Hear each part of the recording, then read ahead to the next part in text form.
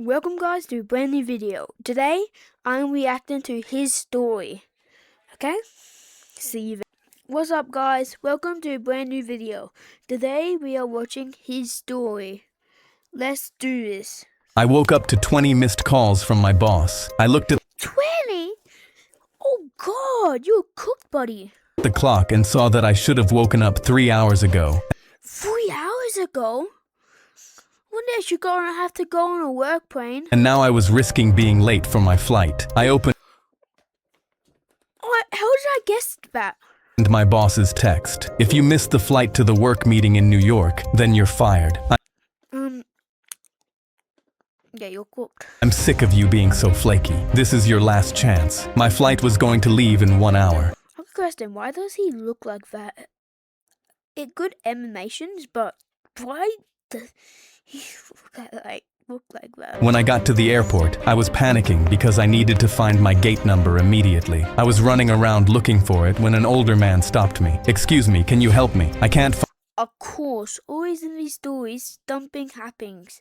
Like something happens. I would just walk there. find my gate and I need help because I'm lost." I didn't know what to do because I knew that if I said yes, I could miss my flight and lose my job forever. I would go to my flight. I have to go. But the old man looked really sad, and I knew he was vulnerable, so I decided to help him anyway. "I'll help you find it. Let me see your ticket." He handed me his ticket and thanked me. His gate was on the other side of the terminal, Of course it is. Of course it on the other side of the terminal. and I had to guide him all the way there. With every step I took, I knew I was getting closer and closer to losing my job. And when I saw that I had 5 minutes until my plane started boarding, I had to abandon I will just leave. him. "I'm sorry, I need to go. I hope this was helpful." I immediately turned around and sprinted towards my gate. I was 50 feet away when I saw the gate agent close the boarding door. Oh no. I tried to get her to hold them for me for 5 more seconds so I could make the flight. "Wait, I need to get on the plane." The agent shook her head. "I'm sorry, sir. Doors are closed." I sat down in defeat and watched my plane pull away from the gate. I felt my phone buzz, a text from my boss. "Did you make the flight?" I didn't know how to tell him that I wasn't going to make it. I put my head in my hands, thinking that everything was doomed. But 30 minutes later, everyone started screaming. I looked up. People were What's happening? What's happening? running to the windows crying. Others were covering their mouths, gasping loudly. Every TV screen in the terminal switched to breaking news. I saw the headline and couldn't move. What happened to that plane? It was showing the plane I was supposed to be on had crashed after takeoff with no survivors.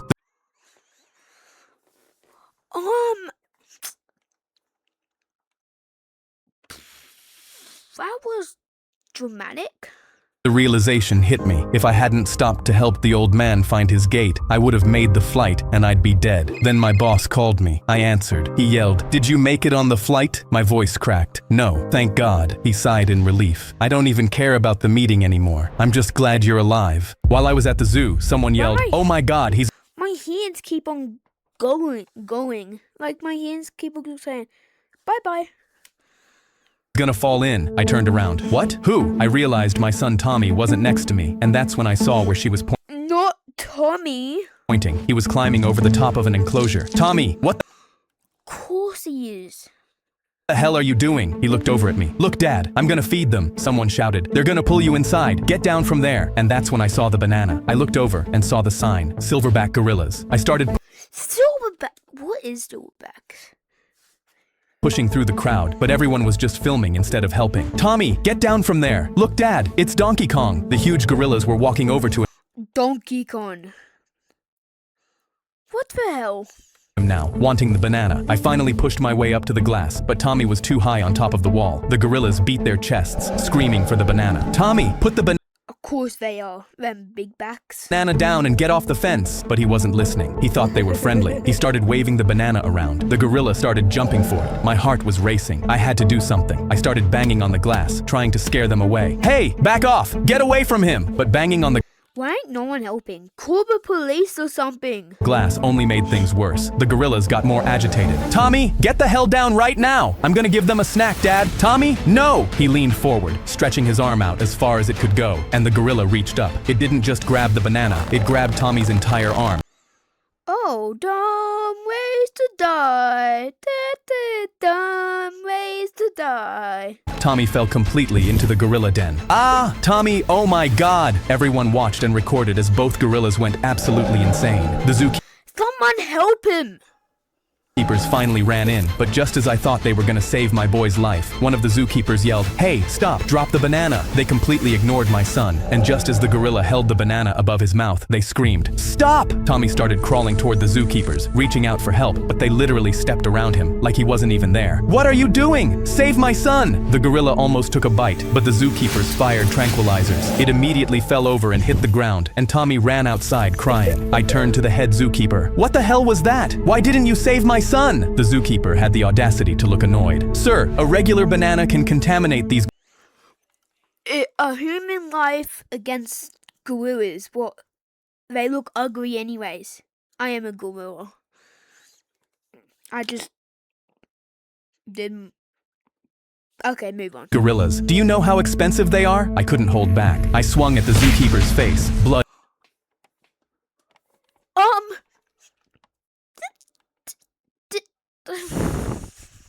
going everywhere. I didn't think that would be enough to put him into a coma, but he deserved it because Coma? Just calm down. Tommy can't even look at a banana anymore without having a panic attack. Connor shoved me into the lockers, same as every morning, and my books hit the floor. Punch him back like you did like 2 minutes ago. I picked them up and started walking. "Pathetic," he called out behind me, but I put Just punch him like you did to the zookeeper. my head down and continued walking to first period. Nobody knew I could have put him in a hospital anytime I wanted. I was Yeah, like the other person. Do it. halfway through first period when my phone buzzed under my desk.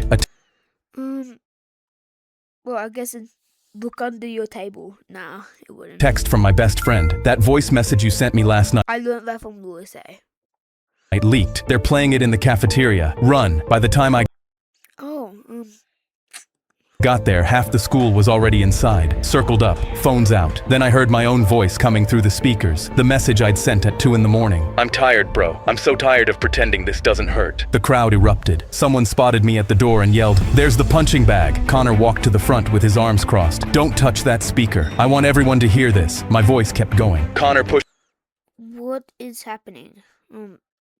pushes me every single day and I don't do anything. Everyone thinks I'm weak. Connor took a bow. Then my voice changed. "What nobody knows is I've been boxing since I was 6. My brother was a Golden Gloves champion. He trained me every single day. I could end Connor anytime I want." The laughter died and Connor's arms dropped, but the message kept playing. "But I won't, because Connor's dad is the drunk driver who killed my brother 2 years ago." The cafeteria went dead silent. That took a twist for events. I sat at his grave and promised him I'd never let what happened turn me into someone he wouldn't recognize. Okay then. The speaker crackled and the message ended. Someone pulled up the article and read my brother's name out loud. "Darnell." Connor stepped backward. "I didn't know. I swear I..."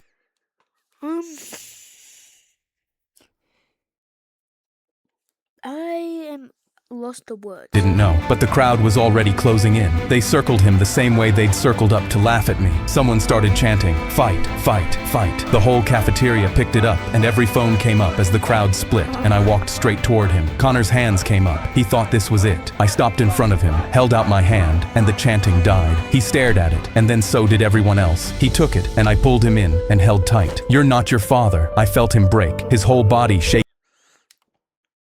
I would just go BAM! against mine. The toughest kid in school crying into the shoulder of the kid he'd been shoving into lockers for 2 years. I let go, turned, and walked out. The crowd split Respect. to let me through, and nobody said a word. I kept my promise. I brought my dad's war medal to a pawn shop, and the owner tased Why would you? Oh, God. me. My dad passed away 2 months What the hell? Ago, and I needed rent money. I set the medal on the counter and asked what it was worth. In a thick Russian accent, he asked where my dad got it. I told him a Russian oligarch gave it to him years ago. He asked where my dad was born. I cut him off. Indiana, just tell me what it's worth. He said, let me check, and walked into the back. I could hear him on the phone, same accent but faster. He came back holding something behind his back. An electrical current ripped through my body and I hit the floor. He grabbed the medal off the What the hell? counter and bolted out the back. I chased him into the alley. He was old and I was faster. He made it to his car, locked the doors, and cranked the engine. I put my elbow through the driver's window, grabbed his collar, and reached for the keys. He floored it and dragged me half a block with my feet scraping the asphalt. I bit his cheek, ripped out the key, What the hell? and the car spun into a curb. I punched him, took the medal back, and walked home bleeding from both arms. Two men in suits were standing at my front door. The first one held up a badge. CIA, we just want to talk. I blocked the doorway. That medal was my dad's. I don't have to show you anything. The lead agent stepped closer. If it's stolen property, you do. I pulled out my dad's birth certificate and held it up. It's not stolen. He was born in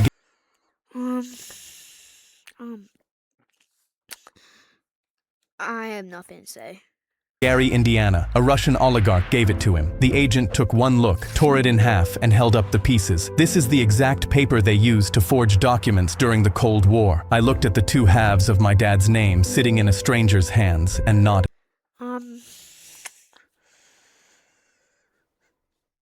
If that did, I just have nothing to say. I sat in a cold room for 6 hours. The lead agent finally walked in, set the medal on the table, and opened a file. Your father's real name was Dmitry Kespov, Russian spy turned international thief, wanted in 17 countries. He closed the file and slid the medal across the table. I brought it in to make rent. Turns out it was worth 17 countries. I was What?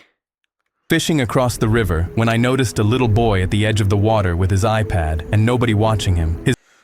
Of course, got an iPad. His mom was sitting 5 feet behind him on a blanket, earbuds in, scrolling on TikTok. The kid Of course, but mom ain't listening. looked about 20 feet past them was a bridge where the water got fast and deep. I cupped my hands around Oh God, where is this gonna end? my mouth and yelled, "Hey!" across the river, but she didn't even look up. Then the boy leaned forward and the iPad slipped right out of his hands into the water. I set Of course it did. Like, got an iPad was a silly fish. my rod down on the bank. I knew this wasn't going to end well. The boy jumped in after it. I yelled, "Ma'am, your son is in the water," as loud as I could, but she didn't move. She just Of course, mom didn't hear nothing. She like da da da da da da da da da da. Didn't have one thing to just look up and be like, "Oh dang it, my son's going." just sat there scrolling. The boy's head popped up 10 feet from where he fell, crying and splashing, his arms slapping the water. He went under again How deep is that pond? and came back up further down. I ran into the river. The cold hit my chest and knocked the air out of my lungs. I pushed off the bottom and started swimming. His head dipped under a third time and stayed under longer. I kicked harder. When he came back up, I was close enough to see his face. His eyes were starting to close. I reached out and missed him by a few inches, the water pulling him just past my fingers. The bridge was right behind his head now. I took one more stroke and got a hand on the back of his shirt. The river tried to take us both, and for a second I thought it would. I kicked off the bottom and dragged us sideways out of the current, coughing up water, the boy crying into my shoulder. I carried him to the shore. Okay, he went to kicking a zookeeper, making a schoolboy cry. What next? And walked up to her. She finally looked up, saw a soaking stranger holding her son, and started screaming, "My baby! My baby! He's trying to take my baby!" She hadn't heard me scream across the river, but suddenly she found her voice. I called 911. The cops showed up and she was still screaming when they put the cuffs on her. A CPS worker showed up a few minutes later and lifted the boy out of my arms. As they walked the mom to the cruiser, her phone still in her hand, I lifted my middle finger and yelled, "You can tick on this." Me and my yeah, I'm probably gonna end this here. Thank you for listening. Leave a like if I should go to her story. So, yeah. Thank you so much. Bye.